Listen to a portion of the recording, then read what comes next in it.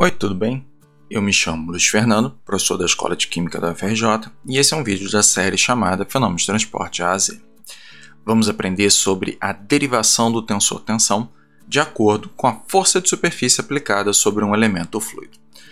Seja bem-vindo, não se esqueça de curtir e compartilhar o vídeo, e vamos ao assunto. Vamos avaliar o caso de uma força aplicada sobre a maior área do tetraedro apresentado na figura e derivar o tensor tensão a partir dele. Sendo assim, vamos aplicar um balanço de forças no elemento infinitesimal de formato tetraédrico, considerando a força de superfície Fs, a força volumétrica Fv, que é igual a ρ vezes g, e lembrando a equação fundamental da mecânica clássica: somatório das forças externas é igual a massa vezes aceleração. Vamos usá-la mais à frente. Os componentes do vetor de força superficial Fs, normal exterior n, aceleração a e gravidade g estão apresentados no slide de acordo com os eixos coordenados 1, 2 e 3 mostrados aí na figura. E olha só, até aqui, sem mistérios. Agora vamos definir algumas características geométricas. Olhe os pontos C, B e D na figura e o ponto O na origem dos eixos. As distâncias elas vão ser definidas baseadas nesses pontos.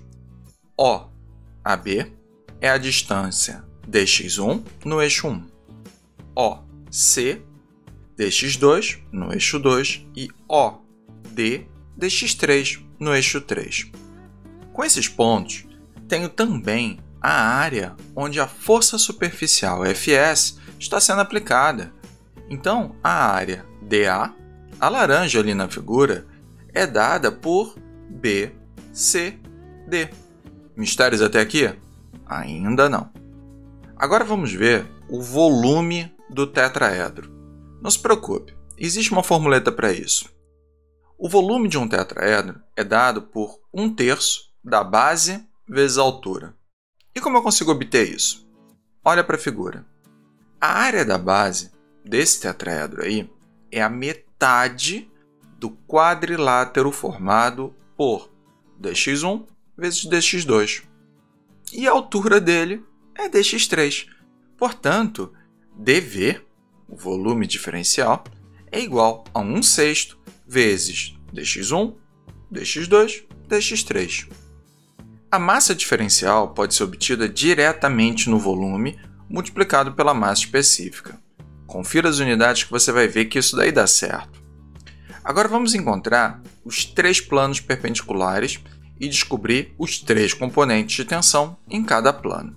No vídeo anterior, analisamos um cubo e os planos perpendiculares ficaram bem evidentes. Bem, aqui também, olhe como eles existem na parte de trás do tetraedro. O plano COD é um plano perpendicular ao eixo 1, COB é perpendicular ao eixo 2 e BOD perpendicular ao eixo 3. Conseguiu ver? Ainda não? Calma, vamos olhar isso daí melhor. Agora temos o plano COD ressaltado ali na figura. Veja como é perpendicular ao eixo 1. Ok, mas e como eu consigo a área COD? Existem algumas formas, mas eu gostaria de usar a projeção da área BCD, ou seja, do meu plano aonde a força é aplicada. Mas professor, por que usar a projeção de DA? Por que não calcular de outra forma? Bem, como a força está aplicada sobre BCD, eu tenho um interesse bem grande sobre esse plano. E esse é o motivo pelo qual eu quero usar a projeção da área DA.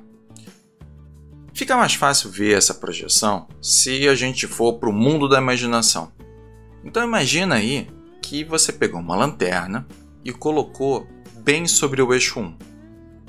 Quando você liga essa lanterna, a luz ela vai bater na superfície DA, BCD, e vai fazer a sombra aonde?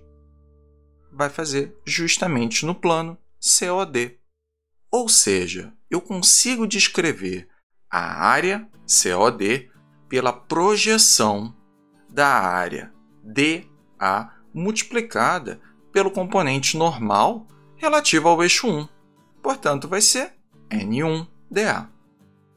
Beleza, agora sabemos a área, mas e os componentes do tensor tensão sobre esse plano? Vamos lá.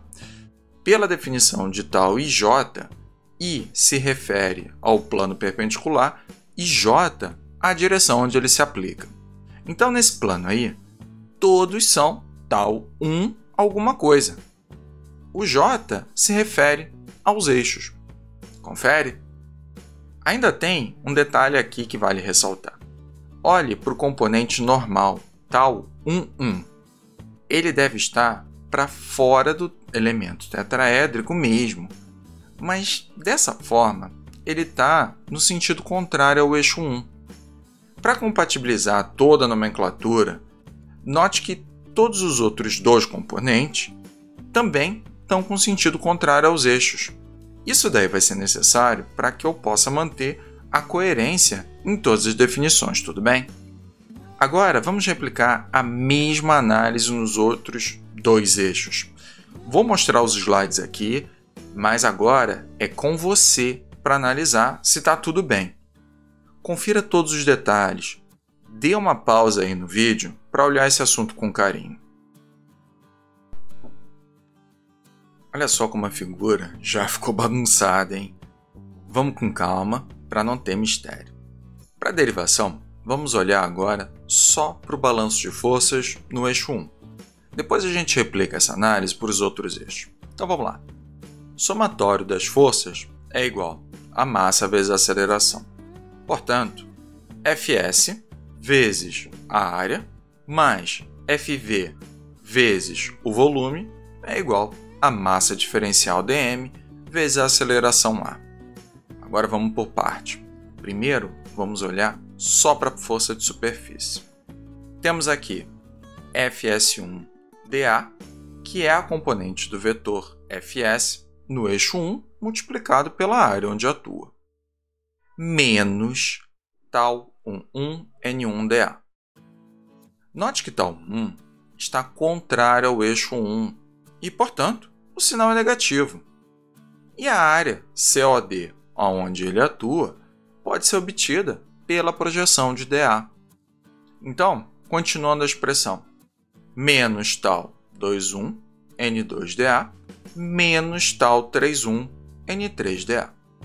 Se precisar, para o vídeo para olhar com calma os componentes que estão alinhados com o eixo 1. Olhe também os sentidos para justificar os sinais negativos. Agora vamos para a força volumétrica. Rho G1, 1/6 de dx1, dx2, dx3.